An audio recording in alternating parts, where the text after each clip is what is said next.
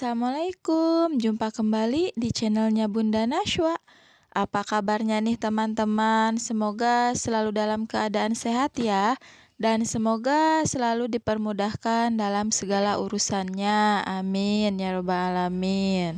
Seperti biasa ya teman-teman, di sini saya mau sharing pengalaman saya mengenai usaha warung sembako kecil-kecilan. Pernah nggak sih teman-teman merasakan atau mengalami permasalahan dengan keuangan di warung sembako teman-teman? Salah satunya adalah ketika mau belanja. Kebutuhan belanja banyak, tapi uang yang terkumpul tidak mencukupi untuk belanja semua barang yang dibutuhkan. Nah, ini merupakan sebuah ujian ya teman-teman. Ujian sebagai pedagang warung sembako. Karena kita juga ingin belanja untuk melengkapi stok ya. Terkadang uang simpanan pun kita pakai agar kita bisa melengkapi barang-barang di warung kita. Nah, kenapa sih belanja bisa selalu tombok gitu? Yang saya alami hal ini terjadi adalah akibat kurang baiknya mengelola atau manajemen keuangan warung, yang mana ternyata mengelola keuangan itu adalah faktor terpenting dalam usaha mengembangkan toko supaya lebih berkembang maju dan sukses. Apalagi warung saya warung kecil dan modalnya pun terbatas, harus benar-benar bisa memanajemen agar tidak terjadi permasalahan dalam keuangan atau produk. Dengan kita mengelola keuangan di warung dengan baik, kita bisa mengontrol kesehatan warung kita, bisa belanja produk dengan lancar dan menjaga stok di toko agar selalu ada. Selain itu, ada faktor lain yang menyebabkan kita selalu nombok dalam belanja. Kalau modalnya masih kecil seperti warung saya, misal barang di warung saya yang tadinya stoknya hanya sedikit-sedikit, yang penting semua produk ada. Nah, pas belanja lagi, stok produk dari barang itu kelebihan. Misalnya, yang tadinya biasanya beli ngeteng per gantung, pas belanja lagi saya belinya malah sekarton. Nah, itu bisa mengurangi modal untuk belanja yang lainnya kan? Maka dari itu, untuk beli barang lainnya uangnya tidak ada, maka pasti tombok untuk belanjanya. Atau bisa juga kita ingin menambah varian lain yang tadinya sebelumnya tidak ada, kita ingin menambahkan agar di warung kita jadi lebih lengkap. Atau misal setiap ada barang baru lihat di iklan kita beli, setiap ada sales yang nawarin barang kita beli. Nah, kuncinya ada di kita. Kita harus bisa mengerem pembelanjaannya, harus bisa memilih-milih mana barang yang memang sangat dibutuhkan dan mana barang yang bisa ditunda dulu pembeliannya. Jadi, tombok belanja itu bukan berarti kita sedang mengalami down di warung kita aja ya, tapi kita salah belanja atau kelebihan belanja di produk itu. Untuk modal kecil seperti saya ya. Untuk modal besar mungkin tidak terlalu jadi permasalahan jika mengubah jumlah barang yang dibeli ya. Karena untuk modal besar perputarannya pun akan besar juga dan mau belanja apapun pasti gampang. Untuk modal kecil seperti saya ini betul-betul harus selalu ada pencatatannya itu untuk mengatur kembali belanjaannya agar barang-barangnya bisa terbeli lagi dan tidak sampai kosong di warungnya.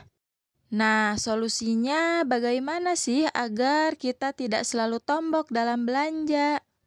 Yang pertama, selalu melakukan pencatatan keuangan di warung sembako agar kita tahu arus kasnya ya, pemasukan dan pengeluarannya. Sehingga saat belanja kita tidak kesusahan dengan uangnya. Yang kedua, sebelum belanja kita harus catat dulu untuk barang yang mau dibelinya. Barang apa saja yang sudah kosong. Jangan sampai kalau kita tidak mencatat dulu, ketika di grosir tempat belanja, kita malah beli yang lain-lain. sehingga barang yang memang dibutuhkan di warung tidak kebagian uangnya. Kemudian solusi yang ketiga, belanja bergiliran. Jika barang-barang bersamaan habisnya, kita belanjanya bergiliran ya. Kita harus bisa pisahkan sifat produk yang habis itu. Ada yang sifatnya harus segera, ada yang bisa dibesokkan, dan ada yang bisa ditunda. Untuk yang sifatnya segera, itu barang-barang pokok yang tiap hari laku ya, tiap hari belanja, seperti rokok, persabunan, kopi, jajanan, dan lain-lain ya.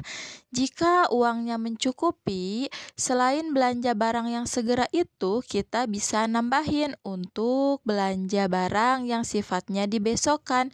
Misal alat tulis atau kosmetik ya. Kita bisa pilih dulu uangnya mau di alat tulis dulu misal. Nah, besoknya belanja kebutuhan harian biasa ditambah dengan kosmetik. Jadi kita bergiliran belanjanya ya agar kebutuhan harian selalu bisa ditambah kebutuhan yang bisa dibesokkan berangsur bisa restock kembali.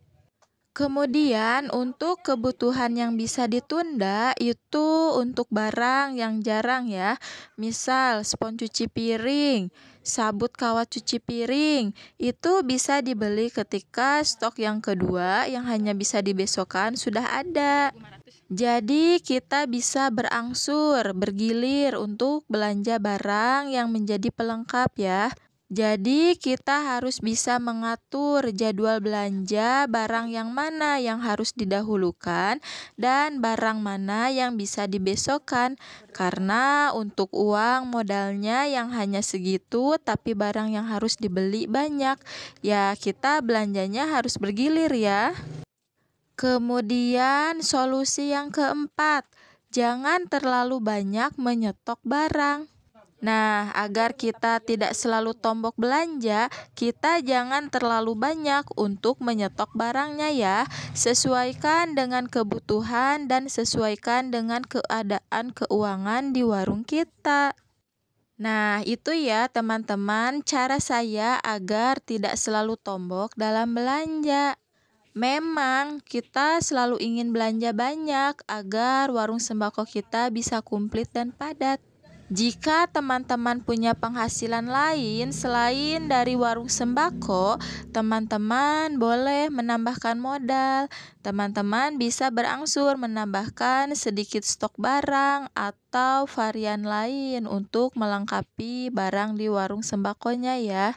Nah, untuk teman-teman yang tidak ada penghasilan lain selain dari warung sembako, teman-teman jangan sedih. Selalu semangat ya untuk selalu melakukan pencatatan agar kita juga bisa membatasi keperluan pribadi kita. Semoga kita semua dimudahkan dalam mencari rezekinya ya. Rezeki banyak, tur barokah. Oke, terima kasih sudah menyimak videonya ya. Semoga bermanfaat. Mohon untuk dukungannya dengan like, komen, dan subscribe-nya ya teman-teman. Sampai jumpa di video selanjutnya. Wassalamualaikum warahmatullahi wabarakatuh.